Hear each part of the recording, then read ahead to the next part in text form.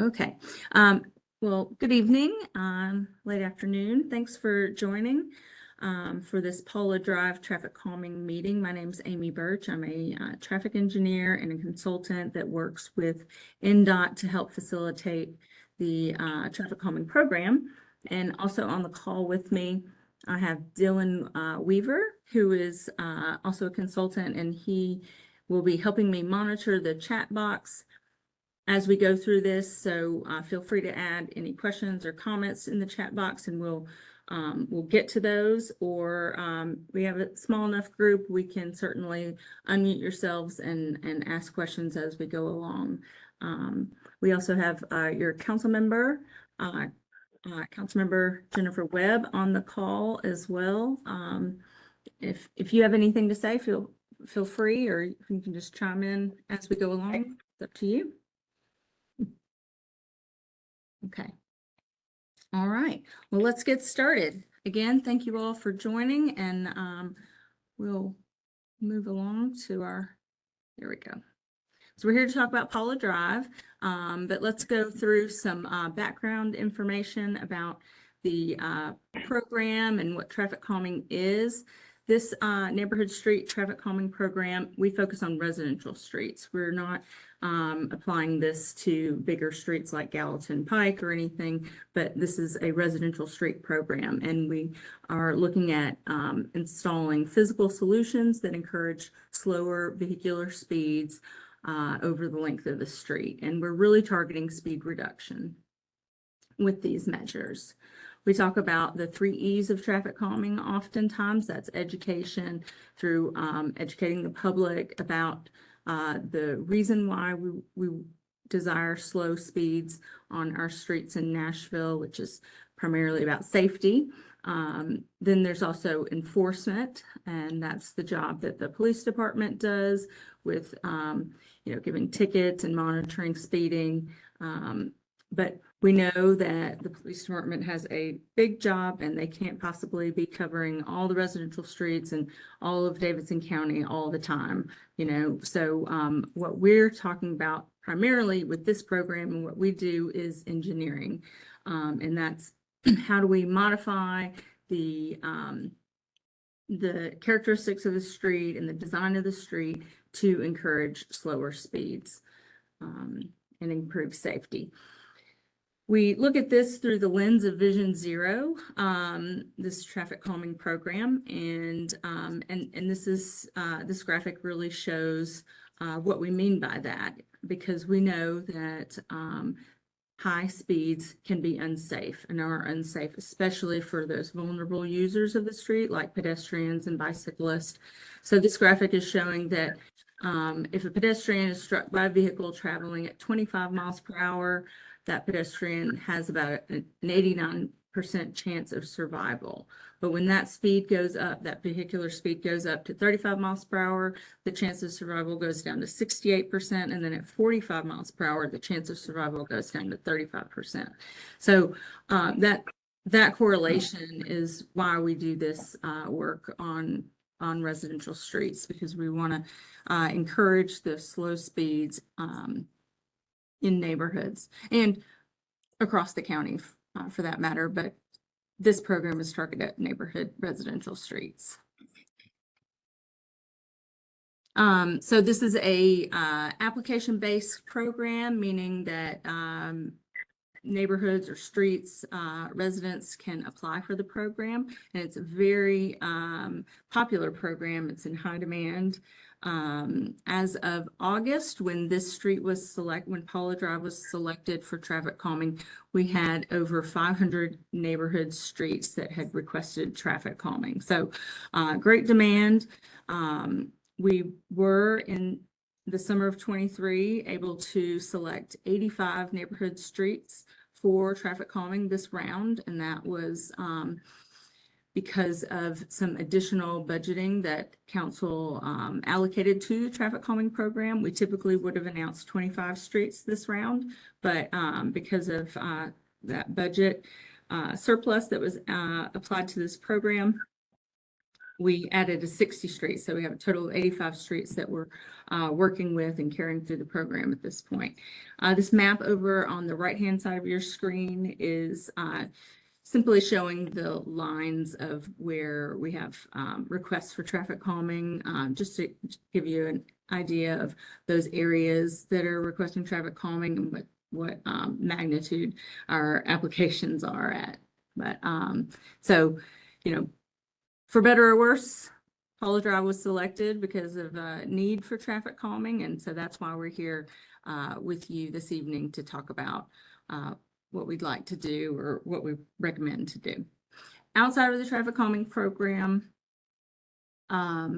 there are avenues to reach departments within Nashville, and that's through the Hub Nashville. So this is not just accessing NDOT, but also other departments like water services and NES and those police for things that are non-emergent.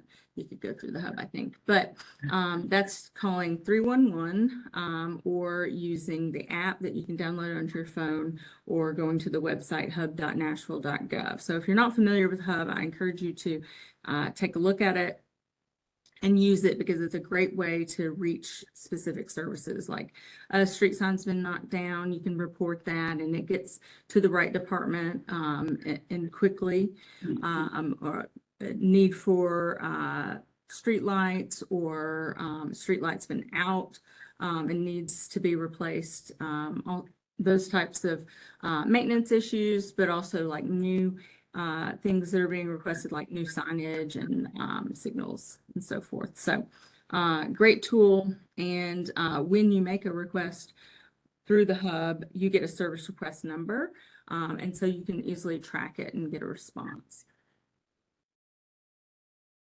So in traffic calming and prioritization, you know, I said that we had applications for over 500 streets that were asking for traffic calming. So how do we come up with those that are selected? It's a data-driven process, and so we look at 5 main criteria of data points, and we collect this data and analyze it for every street that's applied for traffic calming. So we look at vehicular speeds and we measure the 85th percentile speed and compare that to our desired speed, and typically the posted speed limit on a residential street, which is 25 miles per hour. And just to give you a little context, the 85th percentile speed is the speed that 85% of the traffic over the course of the day is going that speed or below. And that's just a measurement and metric that we traffic engineers typically look at. So the vehicular speed on the street is measured, and that makes up 45% of our score. And this is a score out of 100. Then we also look at the volume and the daily traffic on the street, and that makes up 25% of the score. Then we also look at neighborhood destinations. So are there schools or libraries, parks nearby the street or along the street that would generate walking trips typically from that street because it's close. Then we also look at non-driver accommodations. Are there sidewalks on the street? Are there bikeways on the street, bus routes, bus stops? And that makes up 10% of the score. And then we also go back and look at historical data on whether there were any pedestrian injuries or fatalities on the street. We call that the vulnerable user injury fatality rate, essentially. And so that makes up 15% of our score. So we take all the streets that requested traffic calming, we apply these metrics and data points to the street, and then we rank them essentially. So every street gets a score, and we select those that score the highest, and that's showing the greatest need for traffic calming based on our methodology. So in your neighborhood, Paula Drive, was requested for traffic calming between Shepherd Hills Drive and the end of the street. And we're just showing here some data points that we collected and looked at as part of this application.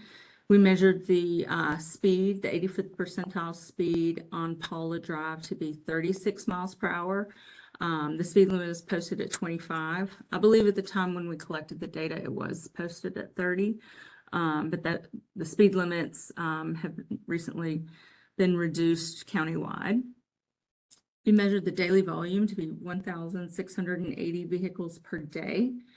And I'll say that that number seemed high to me in looking at it and looking at the street grid network and so forth in that area. You know, we do look at that, and that's part of the scoring process. The street width is fairly narrow, between 20 to 21 feet wide, and there's no sidewalks on Paula Drive on either side. And this is characterized as a local street. So that's some of our data points. Here's a map of our study area. And this is taken from our traffic calming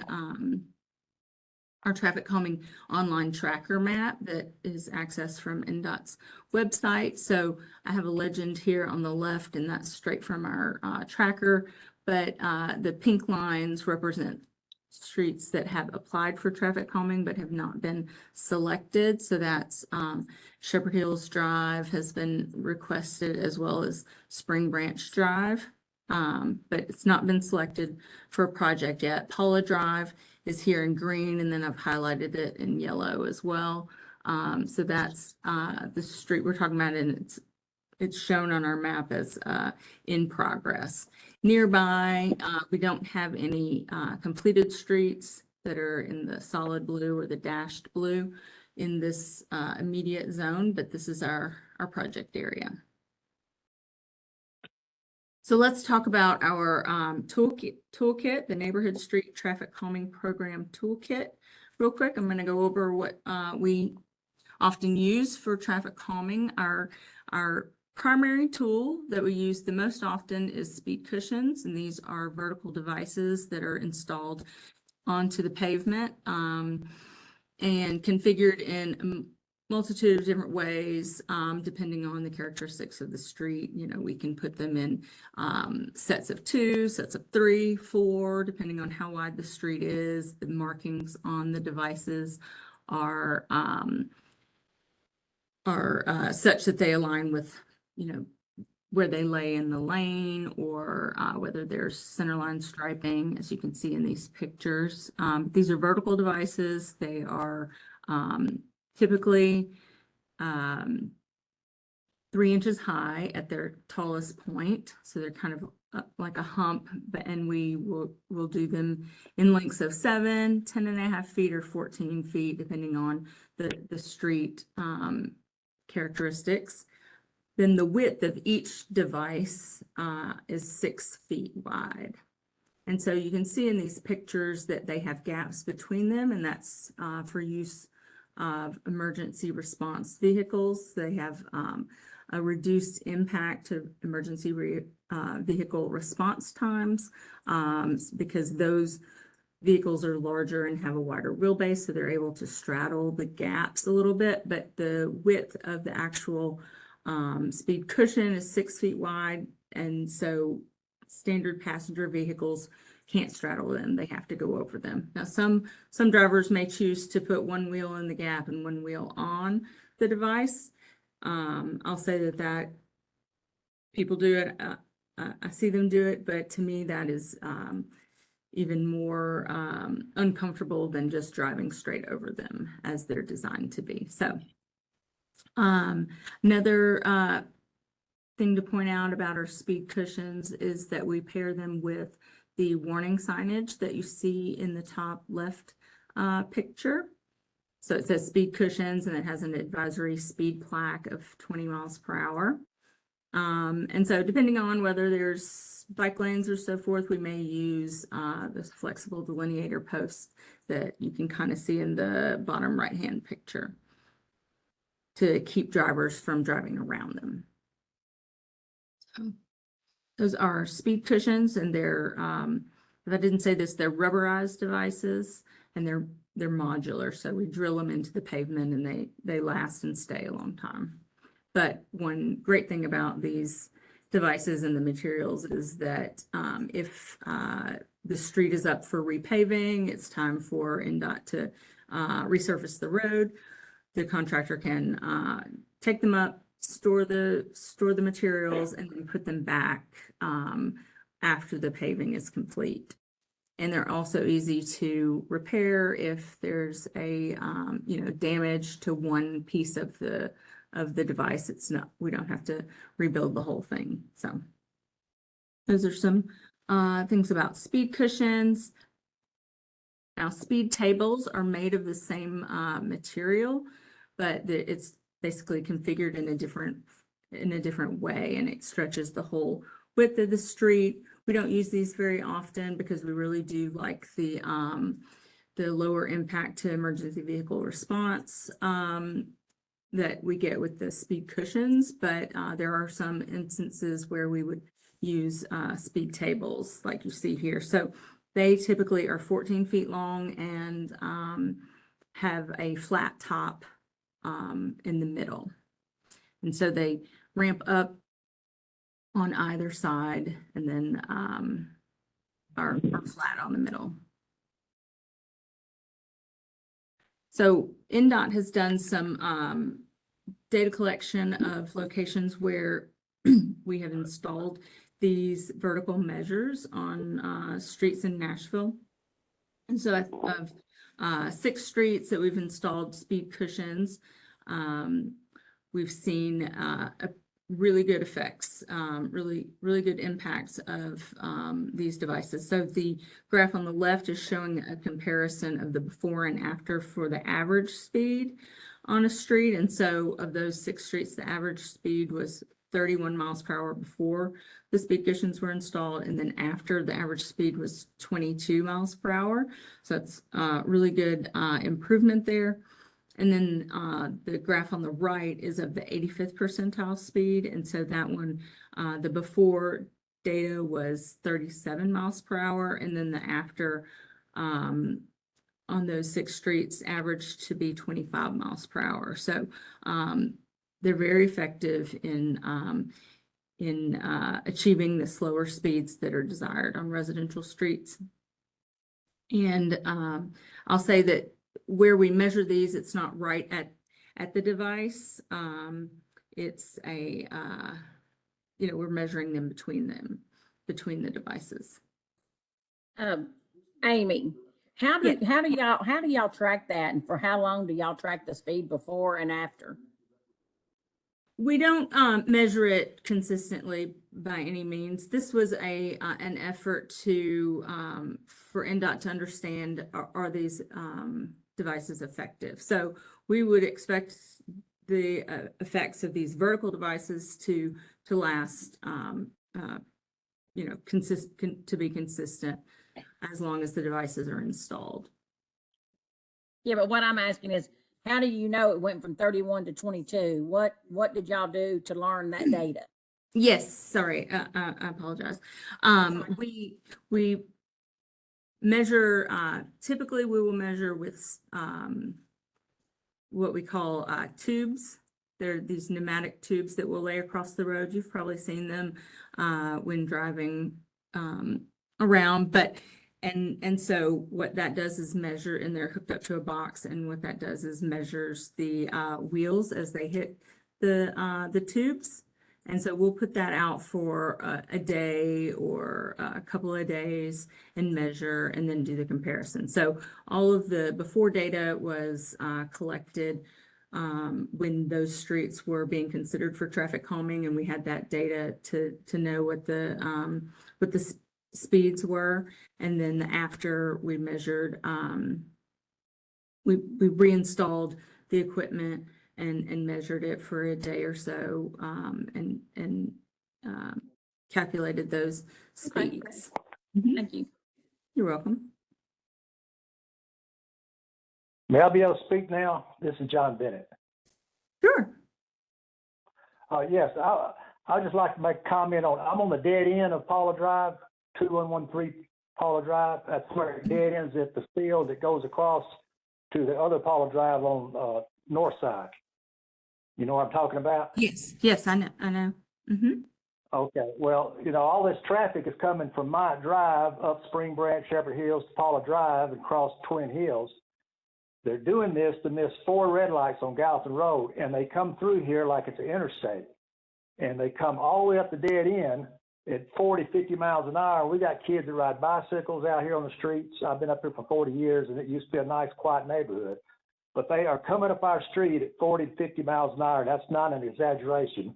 And going straight through that field and coming out on north side, so they miss 4 red lights on Gallatin Road. That's our biggest problem.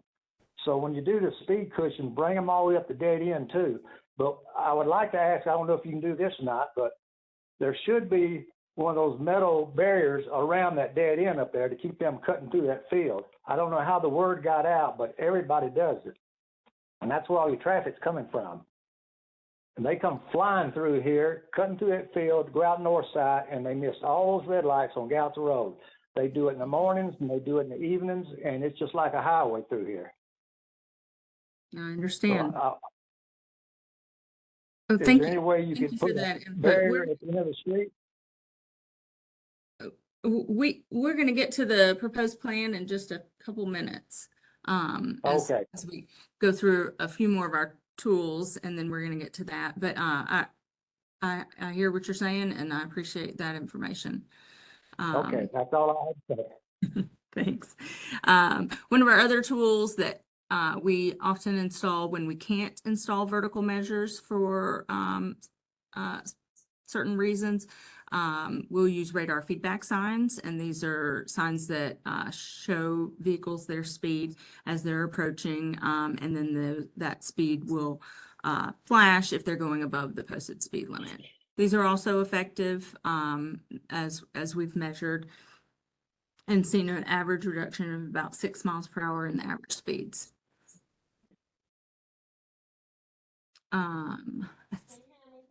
I see Karen has a hand raised. Is that right?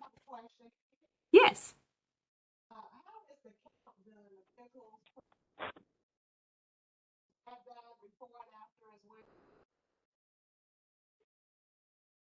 How's the before and after measured for those? Right. We did a similar treatment, but those signs actually can record some data, so we can use the information that's coming from the sign. So that's how we are able to see that even months later, they're still having a similar effect. So similar to the speed cushions, we had before data on some streets where then we installed these types of signs. And so we were able to make that comparison when we collected data after it was installed.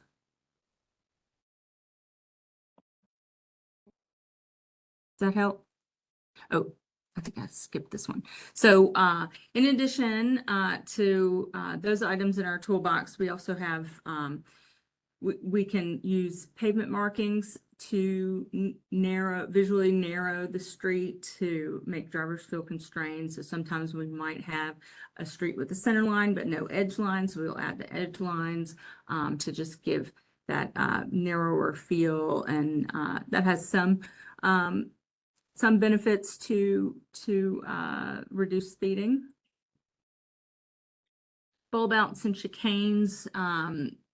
These aren't really applicable in for your street for Paula Drive, but we will either use excess pavement width to designate parking, and we can use paint to designate that area and narrow the crossing distance for crosswalks, and use these flexible delineator posts like the picture on the left to create sort of like a bulb out with paint. And then on the right, the on-street parking kind of shifts from side to side, and that creates a chicane, which creates some curvature in an otherwise straight street. But these two aren't really applicable on your street. And then traffic circles. We have this in our toolbox, and they're circular medians, essentially circular islands that are installed in the center of an intersection and requires drivers to drive around the island, similar to a roundabout, but it's much smaller scale. So it sounds like we really like to get into talking about the plan. And I heard what was said already, and we're here with this plan as a proposed plan to show it to you, discuss it, get some feedback from the neighborhood and residents that live on the street, and then refine it. So that's what we're hoping to achieve here. And so for those on the call that maybe can't see this, I'm going to explain what we're showing here, but I'm showing the map, an aerial map with the street, Paula Drive between Shepherd Hills and the cul-de-sac. But we've focused our traffic calming on the section between Shepherd Hills Drive and Twin Hills Drive because we recognize that there is that sort of route that drivers are taking from Spring Branch to Shepherd Hills to Paula, and then over to Twin Hills to bypass those signals and get between Myatt Drive essentially and Gallatin. So I did want to hear from the neighborhood about, you know, what's happening at the end of the cul-de-sac because I've been out there, I've seen the street and during evening kind of rush hour times. And I didn't see anyone do that move. That does not mean it doesn't happen. I understand you live there all the time and can speak more intelligently about what happens there, but we did not put any on this initial concept, put any cushions on that section, but we did recommend one set of cushions on Paula Drive between Twin Hills and Shepherd Hills Drive. And as well as 2 radar feedback signs, 1 in each direction, kind of in the middle of the street or that segment of the street, and then adding the edge line and center line striping to that section of the street. So the picture in the top left is showing the kind of the configuration we would expect to install. This is a different street, obviously, but and with the signage, and that would go just on the north side of the little bridge over the stream there. So kind of between the bridge or culvert and the all-way stop at Twin Hills. And then we couldn't put any more cushions on this section of the street because of the grade and the curvature. We're not able to put cushions on any vertical grade greater than 8%. So we have some limitations there. We also have limitations on putting them in a curve, and that is a bit of a horizontal curve and a vertical curve there. So that's why we've recommended to put the radar feedback signs in that area, because we can't put any vertical devices there. And then we want to pair that with the striping to go along with that. So to go back to the comment about putting some on the section between Twin Hills and the cul-de-sac, I think if that's something that the neighborhood is desiring, we can certainly revisit that and see if we can do that. We really wanted to come to this meeting and kind of ask that question of you all to see, because I mean, I can certainly see in the aerial the path that people are taking there through that. That would stop a lot of that. If you put a barrier up there, that would stop a whole lot of this traffic, because they're coming flying up here to go through there. And if they Mhm. can't go through there, they won't be coming flying up the street no more. That would be fantastic. Jennifer, didn't you make a comment to John about 2 driveways for 1 residence? 2 When, access? when was that? I can't remember. Well, at the end of Paula Drive, where Uh-huh. they cut across the field, that is residential property.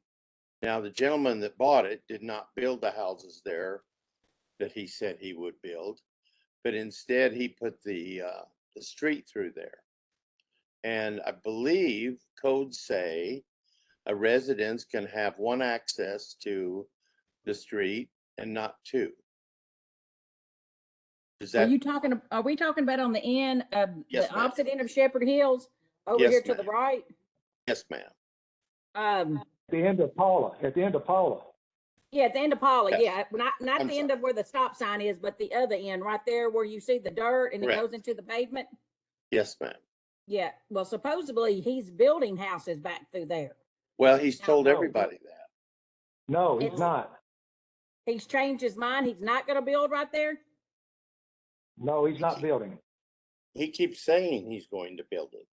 He bought it under the pretense of building residences back there, but Well- instead he took the street all the way through because, as I heard, his son lives on the other side, and Well, He that's lives- definitely when the problem started, no doubt about it. Yes. So yeah, I think if we can get a barrier right there, I think that will cut down on so much. That would be fantastic. So what I will do with this, and I would encourage you to do it, I don't know, has anyone made a request to the hub for some sort of barrier between the cul-de-sac? Because that would be a great first step. But I will But I can. that I would will also. yeah, Second. Why don't we all just do it? Then they'll really get an attention. There you go. Exactly. I mean, that's the best way to go about doing that. I will alert NDOT, the traffic calming team about it, but that's sort of outside of the traffic calming program. That's a different issue. Guardrails. So that would be my advice. I think your placement of the cushions is fine, right there at the bottom of the hill, because I live right there at the stop sign. Okay. So when people stop, they turn right, and they like to get a run to get up the hill and hear their cars, and but right there will slow them down going up. And I think the radar signs will give them a heads up that they can't come fast down that big hill. I think you've done that perfect. Great. The cushion, the proposed cushion is going to be right in front of our house. It looks like it is. A question, a couple of questions for you. What do you have any data about the noise? I mean, I can just imagine with the traffic that comes through here, the thump thump all day long and all night long. And is there any data on that noise? Are we going to be hearing that all day and all night?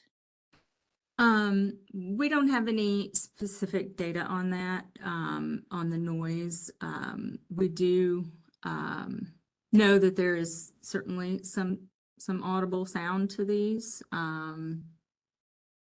So I would encourage you to go check out some locations where these are installed and Yeah, I have, and that's why I'm asking.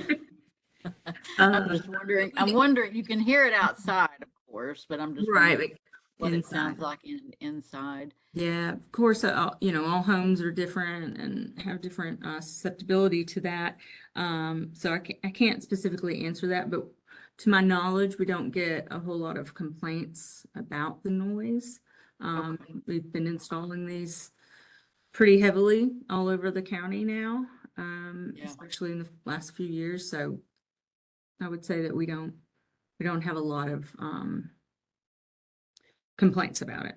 Okay. The other question that I have is, these are not placed directly in front of our driveway, are they?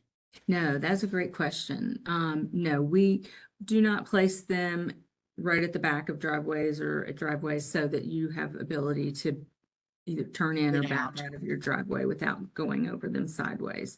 Right, we look at that. We space them away from street intersections, of course, and driveways. There's a lot of things that we're looking at as far as where to place them. This seems to be almost the only place we could put it on this section of street, because of the curvature on a long section. Yeah. Right. Yeah. Well, yeah, if you're going to put them, I mean, that does, like Phil said, that makes a lot of sense with the traffic coming down the hill. I don't know if it's as much the traffic going up the hill, but it should definitely maybe slow some people down coming down. Right. And I didn't talk much about this because it doesn't really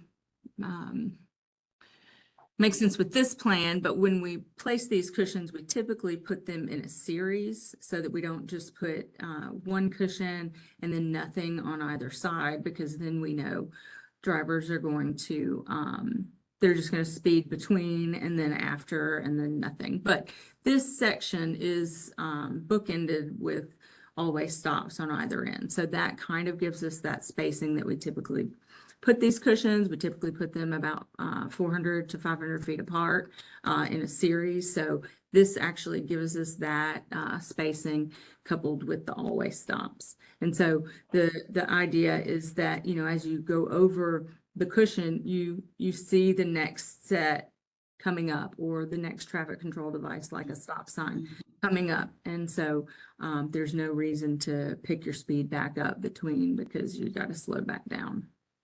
So that's how we get that consistent speed. Any other questions about this plan? Yeah, You decide you're gonna bring them all the way up to the end of Paula? Or you just said Paula to Twin Hills, are you gonna bring it up to the end of Paula where the field is? So, The cushion. right, great question.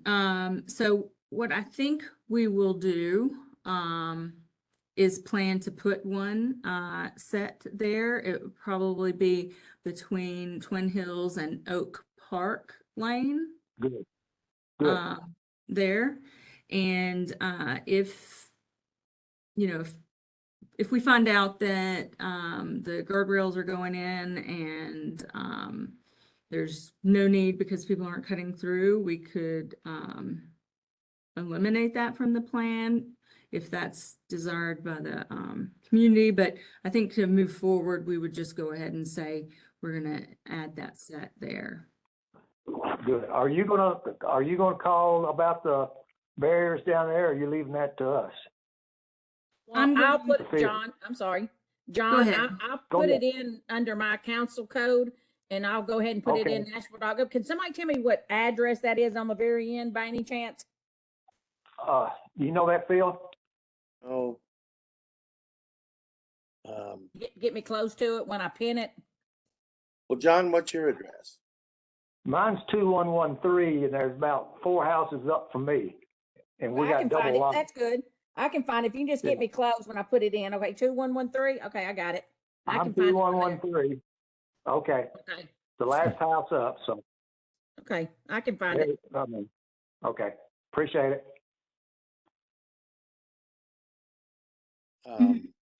Do you share this information with the police department that these bumpers and signs are going in?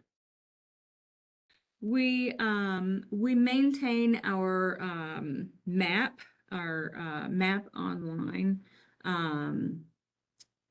And that shows where we've installed the vertical devices, the speed cushions. We don't have like a regular, to my knowledge, NDOT doesn't, you know, Okay. send regular updates about when they're going in. But the police department is very aware of this program, and that, you know, we're meeting with residents all the time and installing these devices. So, Okay. yeah. All right, so let's move on to our next part of the process, and I'm going to talk about our program and just the flow of how this thing works, just to kind of back up, and then we'll take us into the next step. So, like I said, we start with the application. NDOT has 2 windows of applications where applications are accepted per year. They are, I believe, in March and September. So the next one will be first 2 weeks of March.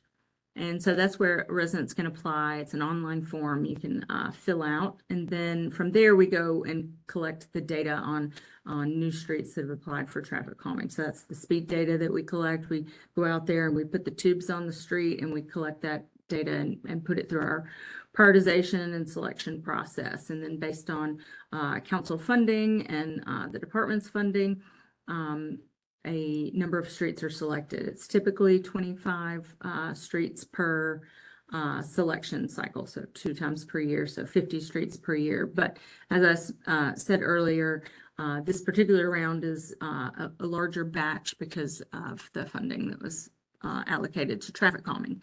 So from there, we start setting up our neighborhood meetings. So that's where we are here to show you the concept that we've put together based on our judgment and evaluating the data. And then we also go over our whole program with you and the next steps. Then our next steps is to do our detailed field review to refine this concept plan and put it on a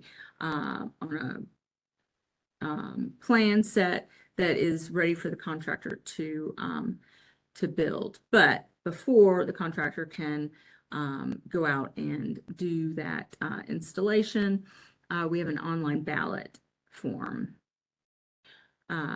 And I should say that if a second meeting is needed, sometimes we go into neighborhoods and we need to have a second meeting to work through more details of the design. We can always have a second meeting before we move into the ballot.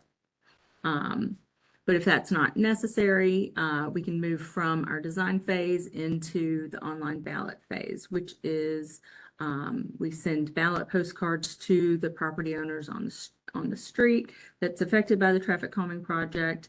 It's a 6-week window of voting, and then if 66% of the votes that are received are in favor of the project, then it moves forward into the construction phase, which is an 8 to 10 month process, because we have to order the materials and get that lined up with the contractor. But it's funded. We're not waiting on funding. It's more of just the process of getting it installed. Do you have to have 66% to move forward? Yes. Is there a certain amount? Okay, so. Yes, it's so 66. Go ahead. It's 66% of the respondents. I know this is a small street, so that's a little bit different than some of our other streets, but it's not 66% of the properties on the street. It's 66% of the respondents. Okay. And so these postcards, they look a lot like those that went out for the meeting announcement, but it has information about the street. It has at the top the date when the ballot closes. It has a QR code and a web address listed for where you can vote online, and you can vote yes or no. So everyone has that opportunity to vote. There's a unique ID on the bottom of the card that you will enter into the form when you vote online, if you want to vote yes or no. And it's 1 vote per property and 1 vote per property owner. So this picture at the bottom here is sort of like the top of that online voting what that form looks like on the website. And then, Is that I'm sorry, Amy, is that a generic form that y'all just send out? It is, okay, because, you know, It's- some elderly people, you know, can't vote because they don't understand how to do it. And there's not a number or name on there, like if you need assistance or Mhm. whatever. So I just Yes, wanted, so that is generic, okay. it's, If you're not so online, it's, no, it's not, you can't find it online, if you will, like it is Alright. hosted online, but you have to have this, the QR code or the link to So find that's it. what I'm asking, So is you the can type QR that. code specific to each job, each traffic calming? No, we Okay, use the unique okay. ID to sort that. So it's the same for all the streets Okay, essentially. got it. Okay. But you mentioned that people may have trouble Yeah. voting or something. So there is a phone number on this postcard that says if you need help or assistance, you can Oh, okay, it is, call okay. that number. And you know, they may need to leave a voicemail or you know, explain what they're calling about. But that is a number for NDOT that you can reach to. Okay, I see that now that you pointed that out. I just wanted to make sure if we could, I would put my number on there if I had to and help them through the process. But I get it. Good. Okay. I'm glad you pointed that out. Thank you. You're welcome. Anything else? Yes, There are just 7 people on that stretch of that street. I understand. And if you'd like to, I'm the neighborhood watch captain. I would go with you door to door and get their vote. No problem with that. We all know each other. yes. We- Do That's that. great. You all know each other. We used to do, just some background information about the program. We used to do a wet signature petition that proved to be on most streets very challenging because they're much longer streets and, you know, hard to reach everyone. So that's why we shifted to the online balloting. What we will do is, you know, if you want to, you know, get an update on what the status is of the ballot vote before it closes, you can check in with us and we can let you know if what the percent totals are before it closes, so that if there's, you know, the neighborhood wants to go do a push to get some last minute votes in, that can be arranged. We can certainly assist with that. So you're right. It's not very many homes on that street. It's a little more than 7. Is that 9, I think? Well, But the people on the corner at Shepherd Hills are at a stop sign.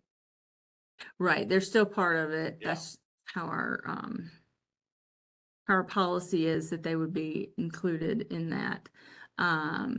So in the ballot zone, the eligible properties are residential properties, also churches and schools, each get a vote. If there are properties that an owner owns multiple properties on the street, the owner just gets 1 vote. So I don't know that that's the case on your street at all.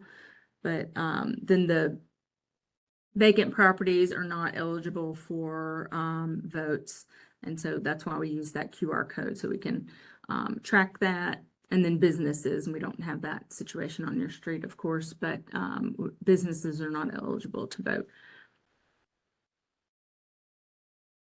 So if we extend the project and add that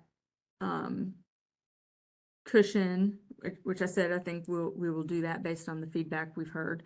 What we will do is actually extend the ballot zone. Instead of just these 9 properties I'm showing, it would go all the way to the end of the cul-de-sac.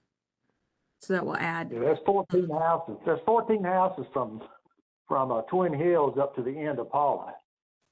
Mhm. So that's quite a few houses. Yes.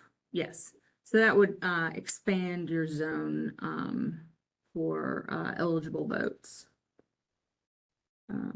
So does that make sense? Anybody have questions on that? So because we said we were going to add a set of cushions, one set of cushions between Oak Park Lane and Twin Hills, that we will extend that ballot zone to the end of the street. Yes. The people that live in that area that you have marked there and to the end of the cul-de-sac where we want a barrier, everybody's pretty close. I mean, we all look out for each other. And I'm not going to say all of us, but most of us in our neighborhood drive like it's our neighborhood. And we watch out. And we're in, you know, we're not in a hurry. But the folks that are abusing that, going across there, they're in a hurry to get home at night and in the mornings. And that's where our problems occur. Sure. Yeah, the And- disrespect for the neighborhood itself. And You can go up on the That's side of what the street and point the finger at them when you go by. They'll come by and I'll go out there and point my finger at them, and they'll just give you that finger and go faster. that's why I mean, they don't care. we've come up with a plan that adds some physical measures to the street that really will require them to slow down as they approach the speed cushion. Well, they wouldn't even be approaching the cushions if the barrier was at the end of the street, but I'm not saying we don't need the cushions, we need them too, but if that barrier's up there, that'd cut out 50% of the people that come through our neighborhood. Because they're doing it to miss those red lights on Gallatin Road, and if they can't go through this field, they won't be missing them. Thanks for looking at all this, Amy. We appreciate it. Absolutely, you bet. Yeah, I mean, I was out there about 5 o'clock one evening, and I saw the traffic coming from Myatt and doing that route. Most of them that I saw went towards Twin Hills, but I understand the dirt path is clear that there's traffic that cuts through that field. So here's my contact information as well as NDOT's traffic calming email address, so you can reach out if you have questions about it. We're not quite done. I want to wrap up, but I wanted to put this on the screen so you can see it. But what I'm hearing is we like the plan that's been shown. We're going to add one set of speed cushions to the section between Twin Hills and the end of the street. And you all, your council member is going to request some barrier at the end of the cul-de-sac to see if that can be installed by NDOT or other entity if that's appropriate. And then from there, what we will do is put our plan in more detail. It'll have dimensions about like how far the speed cushion is from a driveway or something, so that you can kind of see that. What we do is we put all of our plans on the website. So when you get your ballot card, when that time comes, the link at the top will also allow you to see the plan that you're voting on. So anyone that wasn't at this meeting has that ability to see what they're voting yes or no for, because it'll be posted. And then if after the 6 weeks it's a favorable vote, we would move forward to ordering the materials and getting it in the construction queue. So when I talked about the project process flow earlier with those bubbles on the screen, you know, there's an option for a second meeting. If you all think we need a second meeting, we can do that. But it's sounding like we're kind of on the same page and there's not any major changes to the plan. So unless there's a request to do another meeting, we could just speed this up and move it along. Any thoughts on that from the group? I think we're ready to go to the next step. What is the next, how do y'all think?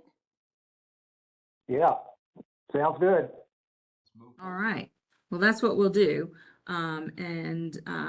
We will, like I said, do our detailed design plan. We'll probably communicate with your council member when we're sending those ballots out, and your neighborhood contact that we've been communicating with that helped schedule this meeting, just so you kind of know. But when you get your ballot card in the mail, then you know your neighbors got it, and remind each other to get your votes in, and help anyone on your street that you think may not vote or may need help with votes. You have a small street, so I would encourage you to do that. And don't wait, because the 6 weeks go by faster than you think. Yeah. All right. This QR code takes you to the Traffic Calming website. Lots of information there. Once the ballot closes, we post the results on the website as well. So you can go there and find the results for your street. We don't put individual results who voted which way or what, but just the totals, what percent was yes and what percent was no. So then you'll know if it's above 66%. It'll also say if it passes or fails. If it's above 66%, then we'll move forward. And you're voting for the vertical measures. So if by chance it's not supported by enough votes on the street, then we'll still be able to do the radar feedback signs and the striping without the speed cushion. So it's really the speed cushions that are the thing you're voting on. Okay. So let me see if I understand this right. If this process goes through, it's still going to be about 8 months before we get the cushions in, right? That is correct. Okay. We have to set some realistic expectations for you all, and we've just got a lot of streets that have going through this process, and it takes some time to get that all installed. But we're working. NDOT is always working on ways to improve and speed up that process, but that is the current timeline. John, the one thing that I've learned since I become council is government gives a new meaning to the word to having patience. As long as it gets done.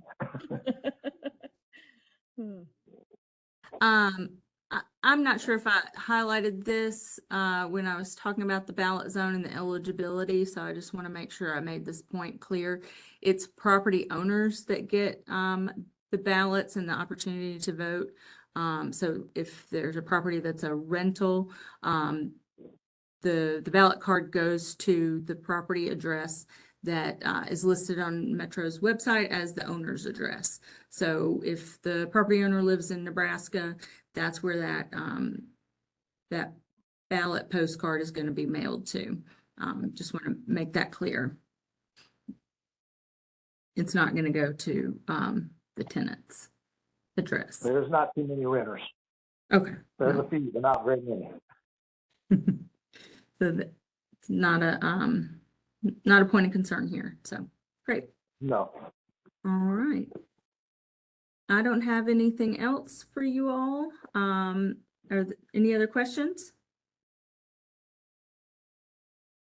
I appreciate your time this evening and giving the feedback, and we will make the adjustments to the plan and our full design and get that posted and get the ballot cards. I think you could probably expect those in the next 4 to 6 weeks.